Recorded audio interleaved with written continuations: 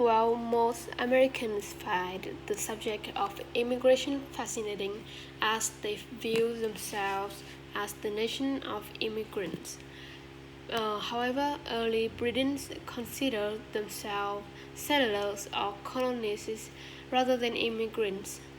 They didn't think they were moving to a new country but rather settling new land for the mother country.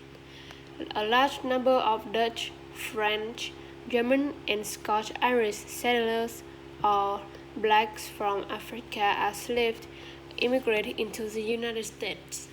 From the time of the independence from Britain back in 1776, with about 40% of people living in the United States were not British.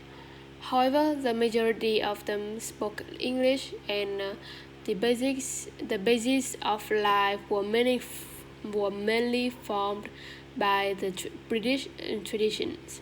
So this speech discussed about immigration after the colonial period in the United States. The first part is the Great Immigration, started in 1830 and lasted until 1930. So there are three major states or time periods. During 1830 to 1860, before this period, the number of immigrants coming to the United States was comparatively small, which only about 10,000 a year. But however, in the 1930s, it increased to 600,000 immigrants arrived the country. The rate continued to climb until the 1940s, reaching about 1.7 million people arrived, and in 1850s, 2.6 million immigrants arrived to the U.S. The majority came from Germany, Great Britain, and Ireland. The second state is the period during 1860 to 1890, which another 10 million people arrived. The majority of the newcomers continue to be from Germany, Ireland, and Great Britain. However, a smaller significant number of immigrants came from Denmark, Norway, and Sweden. The last period took place between 1980 to 1930, which was the era of the heaviest immigration, as almost 22 million immigrants arrived in the U.S. Most came from Southern European countries of Greece, Italy, Portugal, and Spain, and Eastern European countries of Poland and Russia. The second part I'll be mentioning today is the reason why most of these people immigrated and why did such number of Europeans leave their homes for life in an unknown country.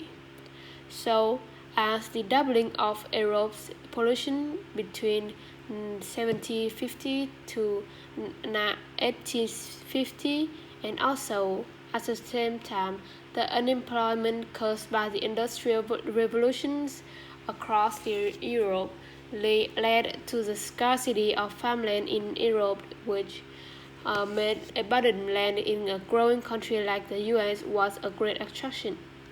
During these years, the U.S. was expanding its countries and no end to land. In 1862, the government offered public land free to citizens and immigrants. The U.S. also promised to have freedom from religious and political persecution, and some immigrants arrived to this country as the direct results of natural disasters, which led them into a desperate situation.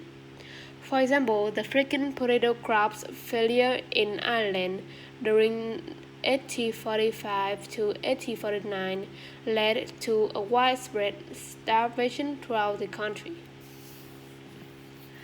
The last reason was coming from the U.S., which was the improved ocean transportation beginning in the 1940s. The ships were big enough to carry large numbers of immigrants to make trips across the ocean. The third one is the immigration decline during the 1940s and the 1970s. The total immigration of population of that period only varied about from 9 to 11 million people.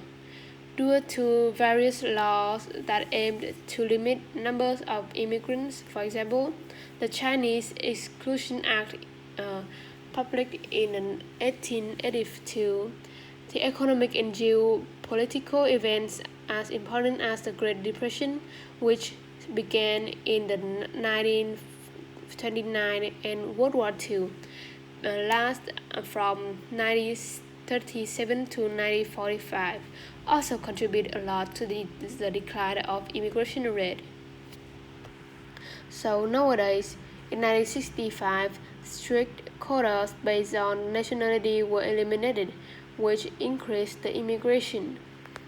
And now in 2010, the number of immigrants living in the U.S. was 40 million, both legal and illegal immigrants, which took up about 12.8% of the whole population, which made the U.S. become the country with the largest number of immigrants in history.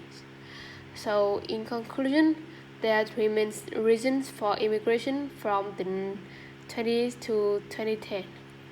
It's the access to public services, political problems in the home countries, and also desire to join relative livings in the States. So in the future, there could be more reasons that led to increase or decrease in immigration. For example, global warming or social unrest in other countries could lead to an increase in immigration in the U.S. Or strict U.S. immigration laws could also result in a decline in the immigration rate as well.